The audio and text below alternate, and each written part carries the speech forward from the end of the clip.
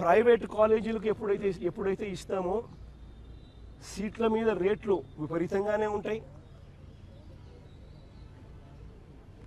Private medical కాలేజీలు ఎప్పుడైతే వస్తాయో ప్రైవేట్ టీచింగ్ హాస్పిటల్స్ కూడా ప్రైవేట్ అయిపోతాయి.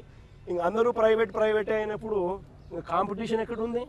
ఒక నాణ్యమైన వైద్య విద్యని విద్యార్థులకు అందించే ప్రయత్నం చేస్తుంది, అడ్డుపడే ప్రయత్నం చేస్తున్నారు. ఇవన్నీ వెళ్ళడానికి ప్రధాన కారణం కూడా మీరే అనే విషయాన్ని కూడా విస్మరిస్తే ఎట్లా? సెల్ఫ్ ఫైనాన్స్ స్కీమ్ తీసుకొచ్చిందే మీరు, మేనేజ్మెంట్ కోటా తీసుకొచ్చిందే మీరు, ఎన్ఆర్ఐ కోటా ప్రభుత్వ కళాశాలలో తీసుకొచ్చిందే మీరు. ఇవాళ ఆ విషయాలన్నీ మర్చిపోయి ఈ రకంగా మాట్లాడడం, పీపీపీని పదే పదే మన ప్రైవేటైజేషన్ అనడం. ఇదే విధంగా మొన్న అక్కడికి వెళ్ళారు, ఫైనాన్స్ మినిస్టర్ గారి దగ్గరికి వెళ్ళారు ఎంపీలంతా వెళ్ళి. ఆయన చాలా స్పష్టంగా చెప్పారు, మీకు పీపీపీకి ప్రైవేటైజేషన్ తెలియకపోతే అంటే దాంట్లో ఒక ఆయన అన్నాడట, పీపీపీలో కూడా ప్రైవేట్ ఉంది కదా మేడం అని.